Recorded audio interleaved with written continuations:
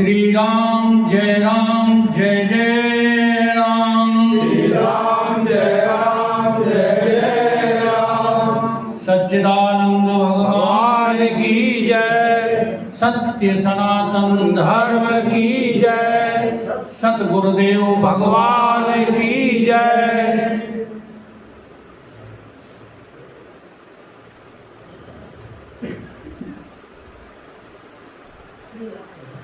आज बहुत अच्छी अच्छी बातें सामने आई हैं,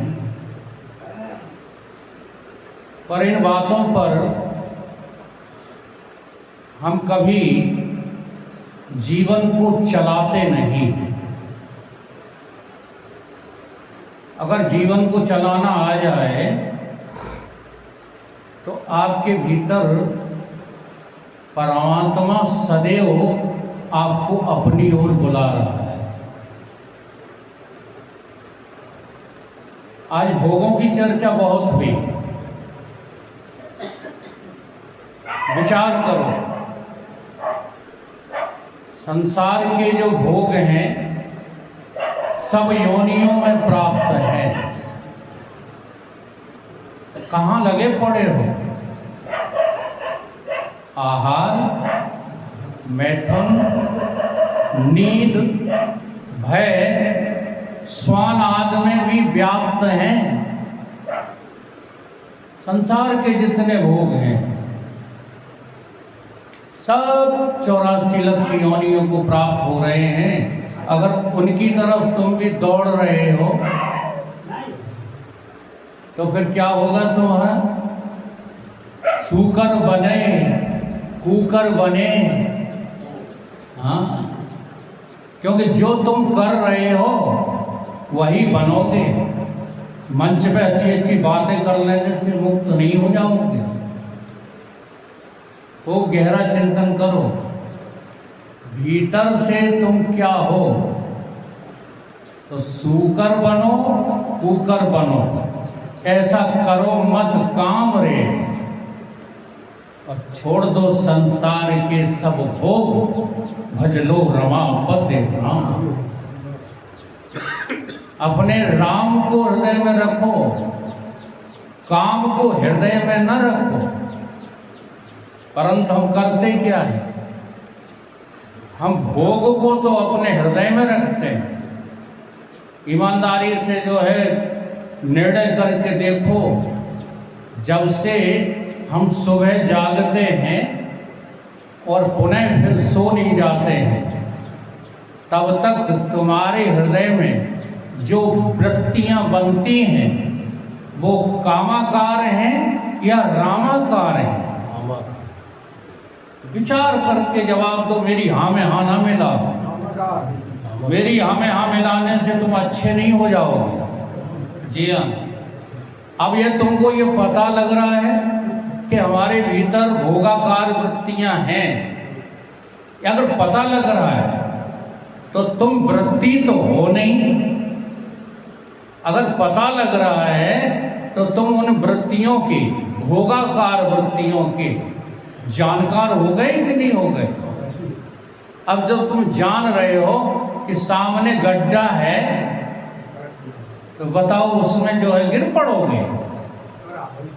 सच्ची बात तो ये है कि जो है अधर भसोटा वृत्तियां बनती रहती हैं और हम उनके गुलाम बने रहते हैं और कहते रहते हैं, हाँ, क्यों बांधे गठरिया पाप की गठरियां जो है काहे बांधने में लगे पड़े हो? अच्छा, पुण्य की गठरियां कब बंध जाएंगी? जब वस्त्र उतार के फेंक दो हैं? वो तो हमारे लाखन जी बताए गए, तादिन चोरे में लुटे गो। हाँ, वो अपने आप तुम्हारे उतार के फेंक दिए जाएंगे। तुम इन वस्त्रों को उतारने का नाम साधना समझते हो? तुम कोई नाटक करने का नाम साधना समझते हो? साधना तुम्हारे भीतर तुम्हारी वृत्तियों की स्थिति बता रही है कि तुम भोग यापन में लगे हो या जो है योग को संजो रहे हो, वो बता देते हैं। अब इतना जो है शास्त्र तुम्हें संदेश दे रहे हैं, उनको जरा ईमानदारी के साथ पालन करो कि तुम्हारा ये जो तन है ईश्वर के द्वारा प्रदत्त, ये भोगा यतन नहीं है। इसको सोचते रह करो। ये जो है योगा यतन है। एक रास्ता भोग का है और एक रास्ता योग का है, और ये दोनों रास्ते तुम्हारे खुले हुए हैं। अगर आप जो है अपनी इंद्रियों पर भरोसा करके, अपने मन पे भरोसा करके और संसार के कार्यों में लगे पड़े हो, देखो बहुत बारीक बात है, संसार के कार्य कभी बंद होंगे नहीं, तुम्हारे द्वारा नहीं होंगे, औरों की तो छोड़ो। तुम जो दिन रात सत्संग कर रहे हो तो ईमानदारी के साथ बताओ, जब प्रेशर लगता है तो लेटरिन जाते हो कि नहीं? बताओ, अब बंद करके दिखाओ लेटरिन। लघु शंका जाते हो कि नहीं? भूख लगती है तो रोटी खाना पड़ती है कि नहीं? ये सब बंद करके दिखाओ। तो जगत के जितने भी कार्य हैं वो बंद नहीं होंगे, लेकिन हम उनमें भोगी न बने। हम अपने को भोगा यतन न बनाए, इस पर हमारा किसी का जोर नहीं है। हमको लगता है कि जितने सारे भोग हम प्राप्त कर लें हम उतने ही बड़े आदमी। ये तुम्हारे बड़े होने का नपना बहुत गलत है। तुम बड़े तब होगे जब सभी कार्यों को करते हुए, हाँ, सब में रह करके, सब कुछ करते हुए, और अपने में देखो कि तुम कुछ करते हो ही नहीं। तुम कुछ करने वाले न थे, न अभी हो, न आगे रहोगे। और इन्हीं बातों का जो है विस्तार करके जो है श्रीमद् भगवत गीता में ये सारी बातें समझाई गई हैं। केवल श्लोक बोलकर उसकी व्याख्या कर देने का नाम ज्ञान नहीं है, सत्संग नहीं है। सत्य की चर्चा करो, सत्य को अपने जीवन में उतारो, और जब तक ये सत्य नहीं उतर रहा है खामखा की कल्पना में डूबे रहते हो। अब देखो, जैसे बाबा ने आज हमारे ने बहुत बढ़िया बात सुनाई, हम जिसकी तरफ देखते हैं वही विषय बना लेते हैं अपना। हाँ, जब तक देखते नहीं याद नहीं आती कौन क्या बोल गया। अब बाबा ने बोला था, देखो मैं ज़्यादा तो नहीं रामायण याद करता हूँ, लेकिन बाबा वाली चौपाइयाँ हमें भी याद है। कौन सी? बेने पग चलो सुनो बेने काना, अभी सुनाई थी बाबा ने। आनंद रहित सकल रस भोगी, बिन वाणी वक्ता बड़ जोगी, यह विद सभी अलौकिक करणी। अब जरा ईमानदारी से जो है जवाब देना, लोक किसको कहते हैं और लोक के ऊपर आलोक किसको कहते हैं? अब देखो, अगर तुम लोक में ही अपनी बुद्धि को फंसाए रहोगे तो बिना पैरों के तुम करने वाले कैसे हो सकते हो? बिना वाणी के बोलने वाले कैसे हो सकते हो? बिना आंखों के देखने वाले कैसे हो सकते हो?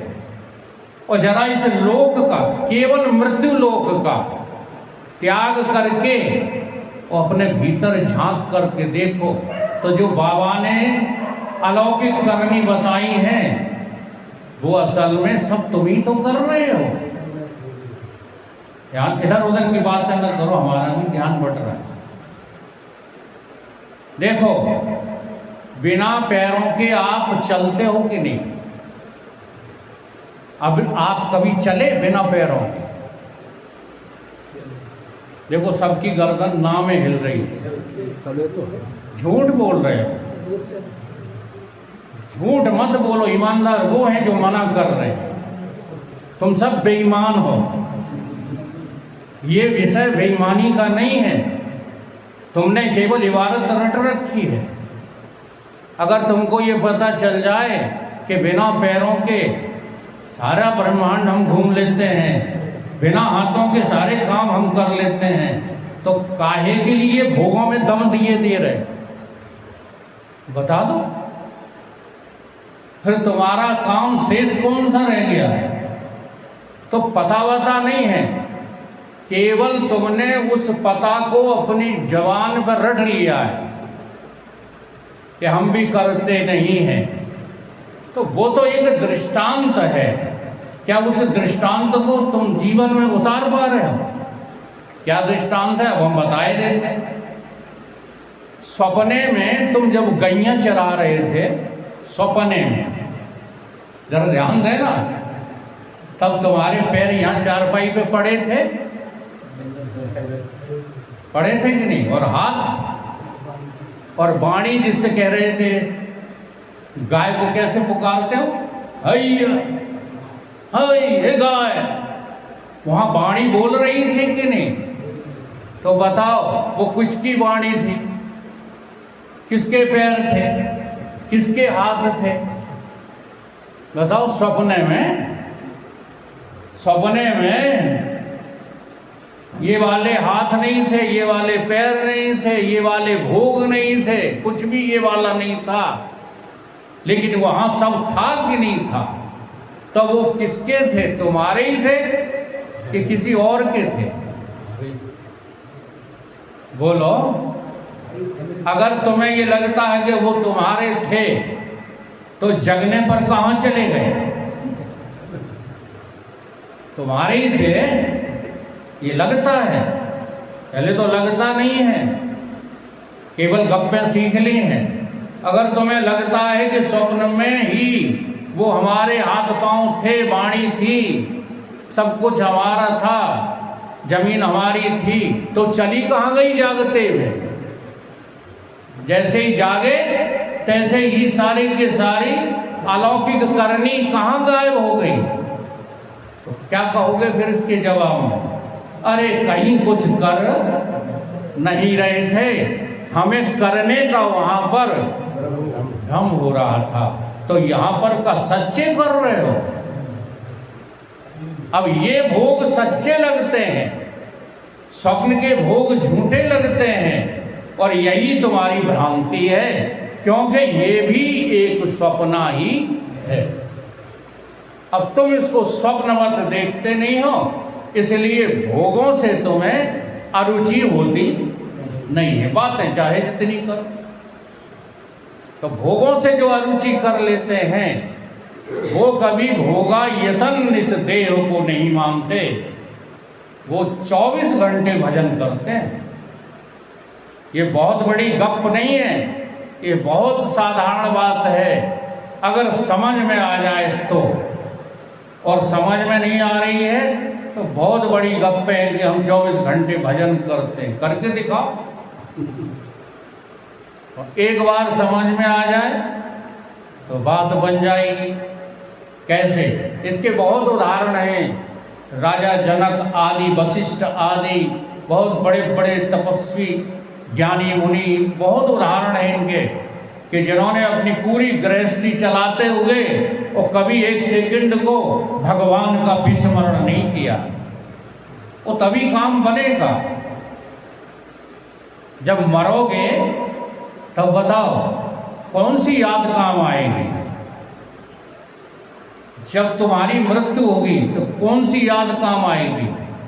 भोग की कि योग की? तो कह तो देते हो, लगे तो भोगों में, कह तो देते हो कि योग काम आएगा, लेकिन तुम अभी तक जुड़े नहीं हो योग से। भोगा यतन ही बना रखा है तुमने अपने शरीर को, इसलिए भोग तुम्हें प्रिय लगते हैं, सत्संग तुम्हें अच्छा नहीं लगता। मजबूरी बात अलग है, कहते हैं मजबूरी में चले जाते हैं, हाँ, नहीं तो वकील साहब नाराज ना हो जाए। तब तक मजबूरी है, तब तक तुम्हें ये भोगा यतन देह लग नहीं रहा। तो एक समय की बात है, एक बहुत अच्छे परमहंस संत, इसी प्रकार के गृहस्थ संत बहुत पहुँचे हुए, उनका नाम था परशुराम देव आचार्य। बहुत ऊंचे कोटि के संत थे, आश्रम बना के रहते थे बाबा की तरह। उस आश्रम में एक दिन जो है बैरागी, परम बैरागी कोई साधु आ गए। जब वो साधु आया तो उनके आश्रम पे कुछ वचन लिखे हुए थे। ज़्यादातर आश्रमों पे लिखे रहते हैं, बाबा ने कुछ लिखवाया ही नहीं है। नहीं, हमारे गुरुदेव के आश्रम पे तो चारों महावाक्य लिखे हुए हैं। 4 महावाक्य सुने हैं, वो लिखे हुए हैं कहाँ पर? हरिद्वार में रानी गली में युग पुरुष जी के अखंड परम धाम आश्रम पे। तो ऐसे ही वहाँ वचन लिखे हुए थे। हाँ, गढ़िया में हमने लिखवा दिए थे, गढ़िया में भी लिखे थे। तो वहाँ पर क्या वचन लिखे थे? वहाँ वचन लिखा था कि माया सगी न मन सगा, माया सगी न मन सगा, और सगा न ये संसार। और परशुराम यह कह रहे, सगा सुसर्जनहार, सगा सुसर्जनहार। और बैरागी साधु ने पढ़ा, उसका दिमाग खराब हो गया। पूछने लगा तुम्हारे गुरुदेव कहाँ हैं? लोगों ने बताया कि अंदर विश्राम कर रहे हैं, चले जाओ।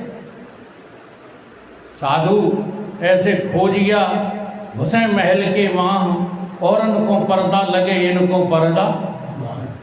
हाँ, जैसे हमारे भाई साहब चाहे जिसके मकान पे सो जाते हैं, चाहे जहाँ लेट जाते हैं, ये साधुता है भाई साहब। ये साधुता जब तक नहीं करोगे सिद्धि प्राप्त नहीं होगी। हम भी इन बातों से गुजरे हैं। अब थोड़ा आराम मिल गया है शरीर को, हाँ, तो थोड़ा स्वार्थी हो गए।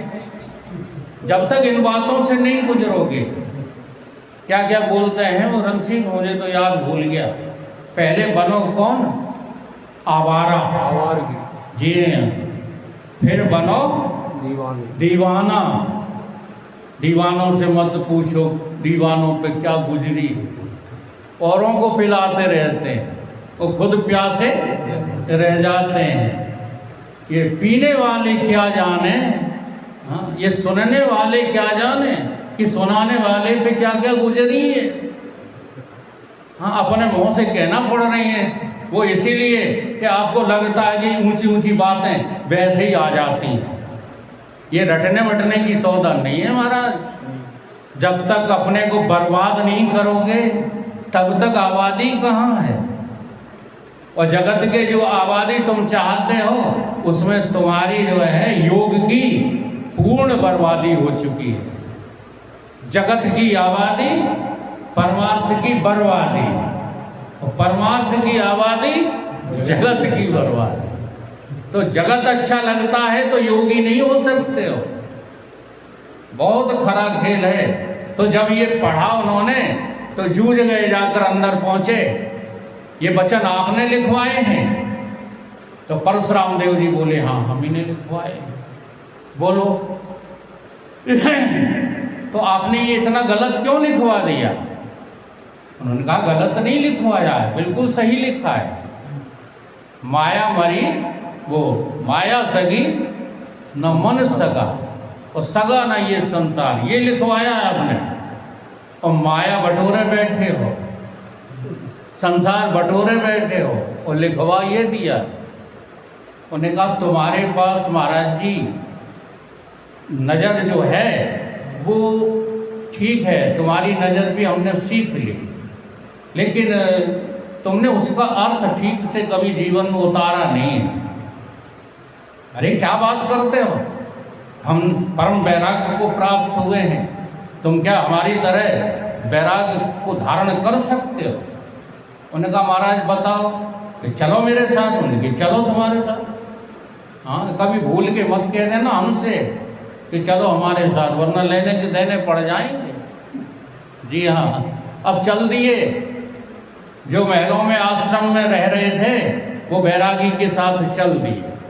घनघोर जंगल में रात्रि होने को आई, सामने एक गांव दिखाई दिया। तो बैरागी महोदय बोले कि महाराज अब चलो भिक्षाटन करें। तो जानते हो परशुराम जी ने क्या कहा? ये परशुराम किसी के आगे भीख नहीं मांगता। ये परशुराम किसी के आगे हाथ नहीं फैलाता। क्यों? क्योंकि सगा सो सर्जन हार। ये मुझे पता है, तुम्हें पता ही नहीं। तुम तो केवल पढ़ रहे हो। पढ़ना, याद कर लेना, बोलना ये अलग बात है, और पता लग जाना ये अलग बात। तो मुझे तो पता है, मांगो जाके भी। अब चले गए गांव में भिक्षाटन करने, और ये अपन जो है यहीं पर जमे। लेकिन जाते समय बोले क्या कि परशुराम जी आपके लिए कुछ भोजन भिक्षाटन करके ले आए। उन्होंने कही कोई ज़रूरत नहीं है, मुझे तुम्हारी भिक्षा की कोई ज़रूरत नहीं। तो ये खाओगे क्या? जो सृजनहार खिलाएगा, हम राजी हैं उसी में। देख लो, अपने को आजमाओ जरा। हम राजी हैं उसी में जिसमें तेरी रजा है। ऐसे भी वाह वाह है, वैसे भी वाह वाह। चले गए, बैठ गए भाई साहब की तरह, मार्ग में पसर गए। तो देखो कहाँ सजे बजे थे, वो कहाँ धूल में लेटे। सिद्ध पुरुष कोई नाटक नहीं करते। जब वास्तविकता सामने आती है तो उनकी सिद्धि जो है उनका सहयोग करती है, उनके लिए आफत थोड़ी बनती है। तब तक राजा की सवारी निकली, और वो राजा जी जो थे वो परशुराम जी को पहचानते थे कि अरे ये तो परशुराम देव जी आचार्य हैं, ये यहाँ कैसे लेटे हुए हैं। तुरंत उसने उतर के रथ से प्रणाम किया, और प्रणाम करके और कुछ नहीं, सबसे पहले बोला कि महाराज हमारी प्रसादी जो है हमारे साथ बहुत अच्छी है, पा लीजिए। तो उन्होंने कहा जैसी हर की इच्छा, हम राजी हैं उसी में। अजगर करे न चाकरी, ये उनके लिए है। किनके लिए? जो सिद्ध पुरुष हैं। तुम्हारे लिए बकवास करने के लिए बात नहीं है। अजगर करे न चाकरी, पंछी करे न काम। तुम मरे जा रहे हो भोगा में, भोग में तुम्हारी लार टपकी जा रही। भोग केवल एक ही काम को नहीं कहते। भोग माने शब्द, स्पर्श, रूप, रस, गंध। कहीं भी आप फंसे हो तो भोगी हो, और इंद्रियों का कहना मान रहे हो तो सभी में फंसे हो, किसी एक को भी नहीं छोड़ पा रहे। तो उन्होंने जो है परशुराम जी ने बड़े प्रेम से जो है भोजन पा लिया राजा का। अब राजा बोले कि महाराज यहाँ रास्ते में डरे हो, हम तुम्हारे शिष्य हैं, हमारी ये इच्छा हो रही है कि यहाँ बढ़िया एक कमरा बनवा दें, अभी हाल ही बनवा दें। तो उन्होंने कहा जैसी हरि की इच्छा। तो जब तक वे जो है लंगोटिया लौट करके आए बैरागी संत, तब तक तो यहाँ भोजन भी हो चुके और कमरा भी तैयार, उसमें ठाट बाट से फिर वैसे ही बैठे। तो जब वो लौट करके आए, उन्होंने देखा और कहा कि परशुराम जी तुम तो जो है फिर से वही ठाट में आ गए। उन्होंने कहा हमने तो कुछ किया नहीं, हमने तो भिक्षा मांगी नहीं, हम तो किसी भोग के लिए यत्नशील रहे नहीं। तो ये सब कैसे? ऐसे ही जो तुम कह रहे थे ना वो गलत लिखा है, हैं? कौन है सगा? हम आपसे ही पूछते हैं, तुम्हारा सगा कौन है जो तुम अपने लड़के के लिए रोती रहती हो? पता है कुछ तुम्हें? लड़का सगा नहीं है, ऐसे फेंक देगा तुम्हें जैसे भूरा फेंका जाता है ना, गोबर कहाँ फेंका जाता है? ऐसे ही एक दिन तुमको उठा करके ये लड़का और बहू फेंक देंगे। तुम इनके लिए रोते ही हो, इनके लिए मरे जा रहे हो। क्यों? क्योंकि भोगा यतन हो। इसलिए इन भोगों का त्याग करो, भगवान से नाता जोड़ो, किसी बात की परवाह ना करो। जो लड़के सेवा नहीं करते हैं माता पिता की, वो तो नर्क जाएंगे। तुम क्यों चिंता में डूबी हो? तुम्हें किस बात की चिंता है? तुम तो इतने मस्त रहो, सेवा होगी तो उस प्रभु की सृजनकर्ता की वजह से होगी। इन लड़कों की वजह से क्यों ही आज तक जो सेवा नहीं करा पाया। इन संसारियों की वजह से किसी को सेवा नहीं मिली, खाम का लालच लिए घूम रहे। तो भोगों से हमारा परित्याग कैसे हो? तो उसके लिए एक बहुत बड़े राजा हुए और उनका नाम था भर्तरी सम्राट। आज हम कहानियों पे उतर आए क्योंकि हमें लगता है ये माताओं को जब तक कहानियों के द्वारा बात न कहो तब तक इनकी समझ में नहीं आती। तो भर्तरी सम्राट जो थे उन्होंने ये विचार किया कि संसार में हम आए हैं तो हमको इतना भोगना चाहिए कि भोगों की जो है पराकाष्ठा हो जाए। नहीं काहे कि चक्रवर्ती सम्राट साधारण सम्राट नहीं थे।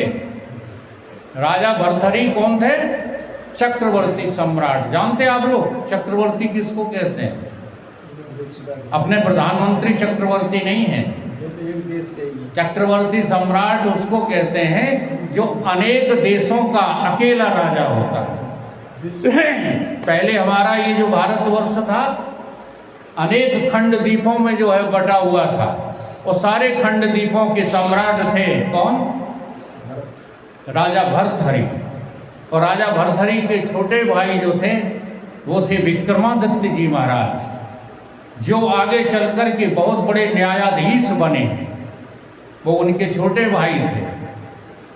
तो भोगों को भोगने की जब उनकी इच्छा हुई तो अपने छोटे भाई से कहा कि राज्य को संभाल, हम तुमको जो है डिस्टर्ब नहीं करेंगे, हम तो भोगों में रत रहेंगे।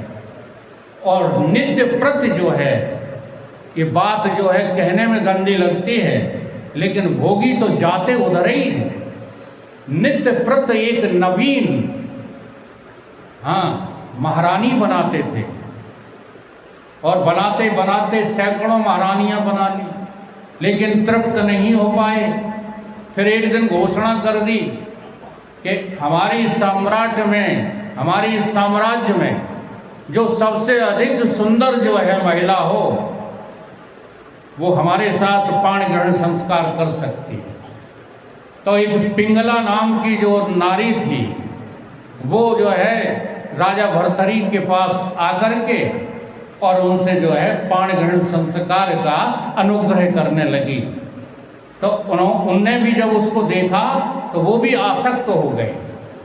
अब पिंगला महारानी के पाणी ग्रहण संस्कार के बाद वो 24 घंटे उन्हीं के आगोश में पड़े रहते। इधर पिंगला जो है तृप्त नहीं हो पाई, इधर भर्तरी तृप्त नहीं हो पाए। तो पिंगला ने जो एक दिन नाटक कर दिया कि एक अश्वपाल था। अश्वपाल समझते हो आप? घोड़ों का पालन करने वाला बड़ा हष्ट-पुष्ट व्यक्ति था। ये पिंगला उस पर जो है आसक्त हो गई है। अब महाराज भर्तरी की निगाह बचा करके जब वो सो जाएं, जब वो कहीं चले जाएं तो वो अपना संबंध किससे रखे? अश्वपाल से। और ऐसा जब काफी दिन हो गए तो बात छिपती नहीं है। उड़ते उड़ते ये बात विक्रमादित्य के पास पहुंची। तो विक्रमादित्य जी महाराज ने अपने भाई को सजग करने के लिए उनसे मिलना चाहा। जब विक्रमादित्य जी ने मिलने की घोषणा की तो पिंगला को पहले ही पता लग गया कि अब हमारी पोल खुलने वाली है। तो पिंगला ने नाटक रचा, भर्तरी के पास पहुंची और जानते हो क्या कहने लगी? कहने लगी ये तुम्हारा छोटा भाई है इसकी नीयत मेरे ऊपर खराब हो गई। अब ये तुमसे शिकायत करने वाला है, मेरी बुराई करेगा, इसलिए आप सजग रहना। तो जब विक्रमादित्य शिकायत लेकर के आए तो भर्तरी ने जो है डांट फटकार के भगा दिया, बल्कि देश निकाला दे दिया। कहा तू मेरा भाई नहीं, तू तो मेरा जो है दुश्मन है, तो अपनी भाभी पर गंदी नजर रखता है। बहुत समझाया लेकिन भर्तरी की तो आंखें बंद हो गई थी। हाँ, पहले भोगा शक्ति में आंखें बंद होती हैं और जब नींद खुलती है हाँ तब गजब हो जाता है। तो हमारी भोगा शक्ति